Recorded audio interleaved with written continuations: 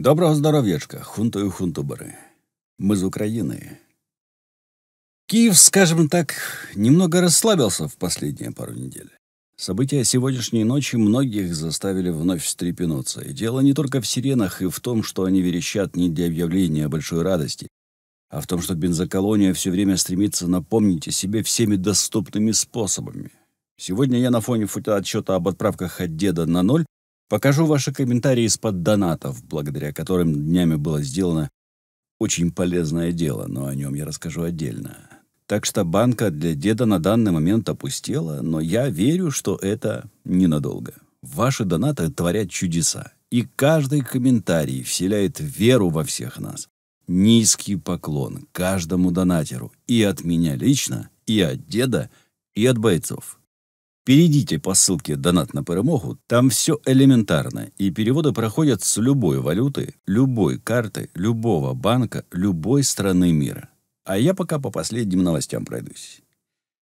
Киев и Черкассы принимали уже после вчерашней волны по Десне и вокруг Житомира. Видно, подарки по штабам РФ дошли до адресата и сделали неприятное. Уже течет в сеть видео, где у россиян проблемы с понтонами, стоянками авто, фасадами зданий и порчей, завезенные незаконно в Украину матчастью. Склады в Хрустальном, нефтедобывающие вышки, удары по Змеиному, буксир, склады и базы в черте Донецка. Самурай с высокоточным оружием подобен самураю без высокоточного оружия, но только с ним. В ответ кремлевские секут ракетами, многие из которых на пару-тройку сотен суббот старше меня, с точностью пару крейсеров туда-сюда.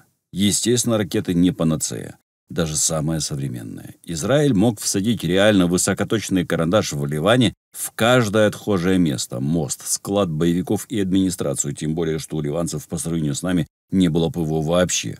Но задачи это решить в регионе не помогло. Каждый разрушенный дом и разбитый завод только увеличивали приток желающих пойти в структуры, противостоящие Израилю. И не только из-за идеологии, а потому еще, что нужно было кушать. А кушать во время войны дают в армии регулярнее. Замкнутый круг. Если б можно было выиграть войну ракетными ударами, США бы не вышли из Афганистана и Ирака, а саудиты уже бы закончили в Йемене. Правда, тем, кто подметает часть стекла со своих кухонь, от этого не легче. Что тут сказать? Не игнорируйте сигналы воздушной тревоги. Она орет не для того, чтобы раздражать, а чтобы спасать жизни. Привыкайте жить в новой реальности, в которой надо проектировать дома с бомбоубежищами, отстегивать 20-30% дохода страны на оборону. Раз уж не дошло в 2014, может, дойдет час в 2022. Миру пора браться за эту проблему всерьез. Что имеем из этого? В замке Эльмау в Баварских Альпах открылся саммит группы 7, G7. В нем участвуют президент США Джо Байден и лидеры Германии, Канады, Франции, Великобритании, Италии и Японии, а также руководство ЕС. Первым мероприятием саммита стала встреча канцлера Германии Олафа Шольца с Байденом. Президент США перед началом встречи, в частности, заявил, что президент России Владимир Путин хотел разделить западных союзников, но это ему не удалось. События в Украине, конечно же, одна из самых главных тем. По словам президента Франции Эммануэля Макрона, на встрече лидеров наиболее экономически мощных демократических стран будут обсуждаться меры, которые необходимо принять в связи с войной в Украине и ее последствиями, в связи с продовольственной и энергетической безопасностью, для реагирования на вызовы, связанные с климатом. Президент Украины приглашен для участия в саммите тоже по видеосвязи. В Германию прибыли представители Индии, Сенегала, Аргентины, Индонезии, ЮАР. Они приглашены для обсуждения проблем продовольствия и климатических изменений. В ходе саммита речь пойдет об аналоге плана Маршалла для Украины. Об этом ранее говорил канцлер, председательствующий в G7 Германии Олаф Шольц. Нам потребуется еще много миллиардов евро и долларов на восстановление, и на это уйдут годы. Этого можно достичь только объединенными силами. Ожидается, что будет обсуждаться и новая санкция против России. Об одной из мер, запрете на импорт российского золота, уже договорились некоторые стороны «семерки». Сейчас я расскажу об этом. Саммит продлится до 28 июня, после чего большинство участников переместится в Мадрид на саммит НАТО. А уж там будут обсуждаться практические меры по поддержке Украины с военной точки зрения. Так вот, про запрет импорта золота из России. Лидеры стран G7 согласовали запрет на импорт нового золота из России. Ранее Reuters сообщал, что Евросоюз также может включить ограничения на золото в 7-й пакет антироссийских санкций. Но лидеры стран G7 – Великобритания, Германия, Италия, Канада, Франция, Япония и США – уже согласовали запрет на импорт нового золота из России.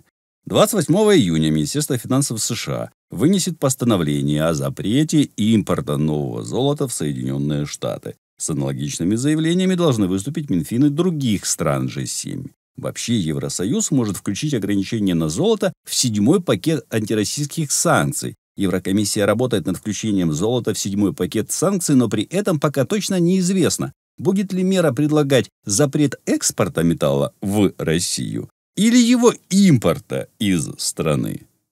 Интрига.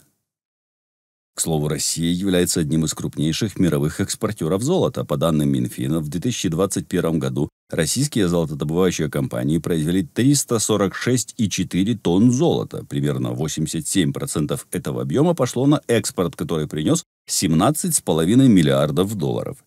28 февраля Банк России возобновил покупку золота на внутреннем рынке драгоценных металлов после того, как ЕС и США заблокировали его активы.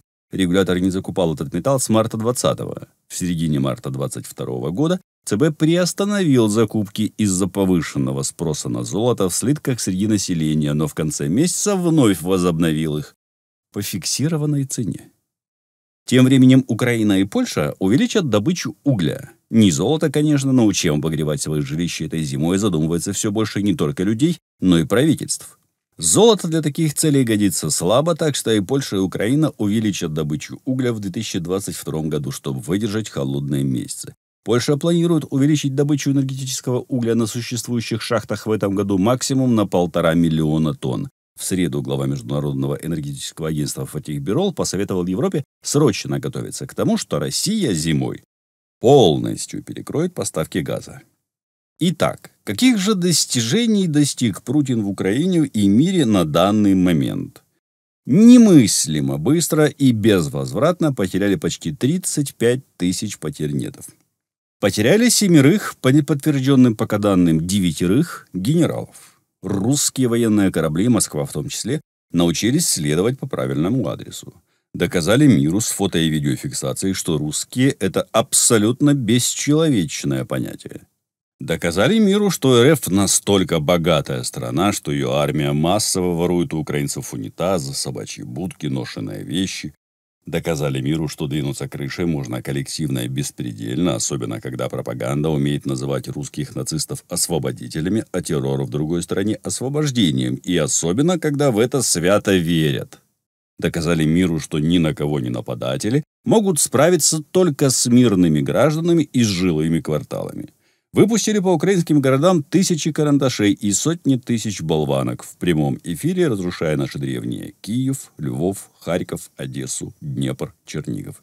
Объединили Европу к презрению к русским и обнулили всех своих шредер-курслобистов. НАТО быстро расширяется за счет финнов и шведов. Добились того, что весь мир охотно бьет за российский паспорт не в паспорт, а в дюндель. Собрали самые жирные санкции, потому теперь просто официально воруют чужое. И подали заявку на баттл против Северной Кореи за звание главного мирового изгоя. Стремительно обнуляют русскую культуру. Мир презрительно отказывается от их спектаклей, книг, балетов и кардебалетов. Сделали Украину глобальным символом свободи і стойкості.